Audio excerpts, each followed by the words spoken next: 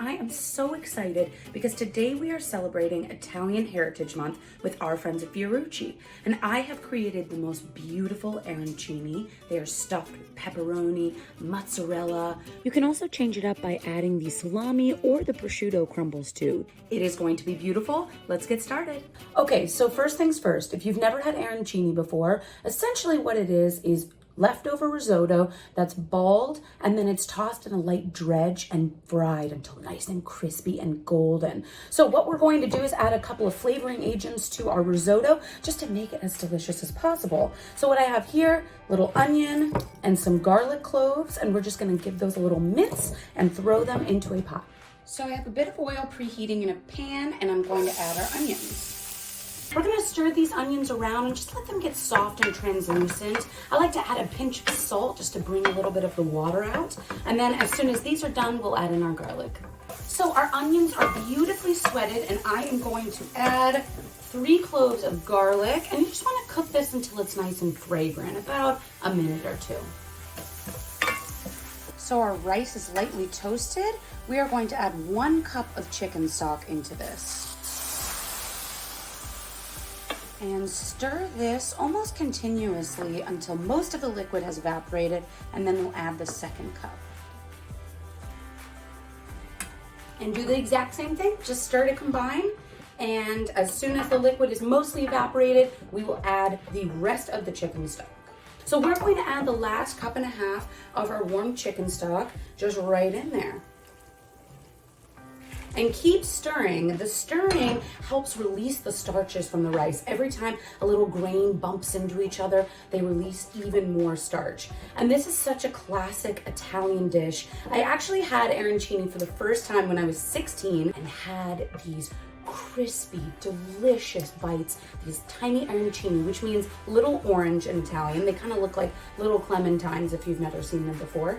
And that really started my journey of love with arancini. I am actually Italian. My family is from northern Italy, from Jesolo. So I've loved cooking Italian food, and I've cooked it my whole life. All right, so I'm gonna let this go. We are going to do the exact same thing. Liquid is going to absorb, and then we're gonna go on to the next step. So y'all, this is the perfect consistency. When you pull backwards, you shouldn't see big pools of liquid. It's okay if a little bit comes out, but you don't want anything too crazy. And that means our risotto is done.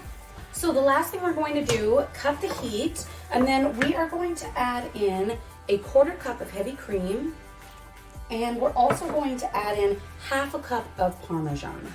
Just kind of sprinkle that around. And then I like to season with salt and pepper afterwards, just because the Parmesan does have a lot of salt in it. So that way I just get the best seasoning possible. And we're just gonna mix this around a little bit. Oh, it smells so good. So I've covered my risotto with a layer of saran wrap on the top, and then we are going to put this into the fridge for 1 hour to chill. So while our risotto is cooling, we are gonna make a quick marinara that we can dip these amazing arancini in. Very, very simple. All we're going to do, 1 can, 14.5 ounces of tomato passata, which is almost like a tomato puree. You can totally use that if you don't have passata. Then we are going to add in 1 bunch of basil, 1/2 of an onion, and then we are going to add in 1 tablespoon of butter. I also add a pinch of salt, and then just a little drizzle of honey. Sometimes tomatoes, they can be a little bit acidic just depending on when they were canned. So depending on your tomatoes, I add about a teaspoon or 2. And then we are going to let this simmer for about 30 to 40 minutes, just until the onion gets nice and soft, the flavors sort of marry together, and then we'll be ready to serve it with our arancini. Okay, y'all, so I have my chilled risotto here, and the next step is we are going to stuff these. Now, what we are using today is our Fiorucci pepperoni and mozzarella cheese crumbles. These are absolutely perfect for these arancini. They fit just inside, just right, and they're great for topping salads, soups. I actually do it on a mac and cheese, almost as like a cheesy, meaty breadcrumb kind of vibe on top. They are amazing. So I will walk you through the steps of how to do this. It's very easy, a little bit messy, but if you use gloves, take your time, it'll come out perfectly. Okay, I'm gloved up here. I also have a 1/4 cup measurer. What we're going to do is scoop some of this cold risotto into our measuring cup. And this is just going to give us the exact amount we need for the balls to actually roll them out. So take that, pop it out, and then you're going to take the risotto and flatten it out in your hands, and you're going to create about a 2.5 to 3 inch long patty. Okay, so it's gonna look just like this. And then we are going to take our Fiorucci pepperoni and mozzarella crumbles. We'll take about 2 teaspoons of that and just kind of create a little ball in your hands, okay?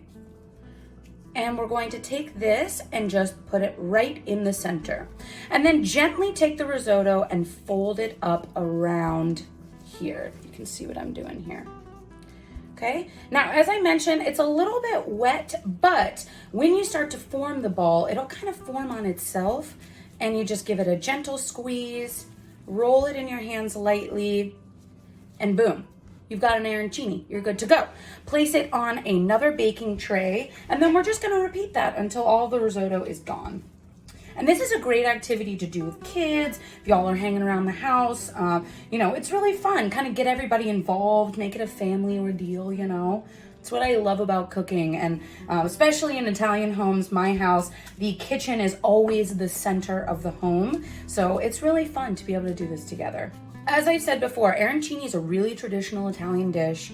And one of the things that I love about Fiorucci, they have actually been around since 1850. So the Fiorucci family has been creating amazing Italian products since then, 170 years, which is a hot second, y'all. So they know what they're doing. They know what they're talking about. They really use old world techniques, but in a more modern and kind of innovative way. Just like with these crumbles, right? You know, I've started using them in everything, and it's something that I didn't really know I needed until I had it.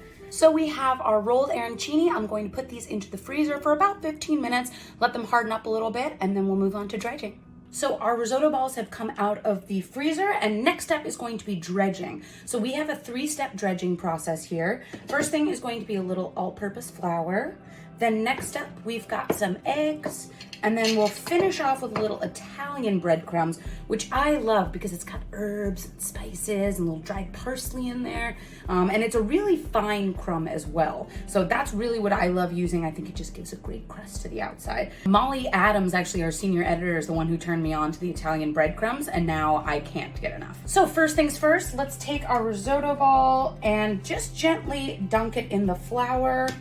And we're just going to roll this around. You can kind of sprinkle some on top. You don't want a ton of flour. This is just gonna help the egg adhere to the outside. So once you have enough flour, what I kind of do is just go back and forth in my hands and let some of the flour come off. And then I'll put it right into the egg and then kind of coat the egg, sort of spin it a little bit, but just be gentle with them. Obviously they're a little fragile. And then pick it up and just let kind of some of the excess egg sort of drip back into there. And I use a fork, it's really helpful. It kind of acts as like a little sieve almost for the egg to drain off. And then into the crumbs. And again, delicate is the word of the day, y'all. And once this is covered, just gently take it out and we're gonna put it on another sheet tray over here. And then just repeat until they're all done. Okay, our arancini are on the way to being done. These are fully dredged. I'm gonna put these into the fridge while my oil preheats to 350 degrees. So I have a pot here of some neutral oil preheated to 350 degrees, and it is time for the frying, my favorite part. So take a little spider, this is what I have here, or you can use a large slotted spoon, anything that'll give you enough surface area to gently drop the arancini in.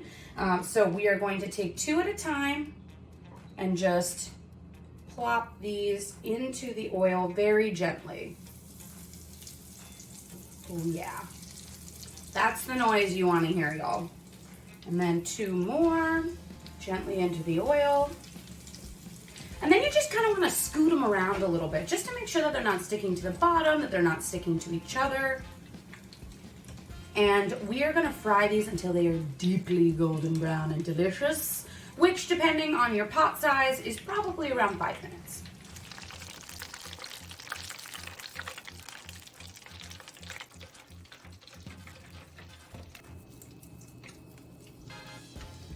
Okay, y'all, our labor of love is done. The arancini are out of the fryer. They're crispy. My entire house smells amazing. It is time for the taste test. I've got our warm tomato sauce over here too for dipping. I'm gonna give you guys a little sneak peek of this break. Listen.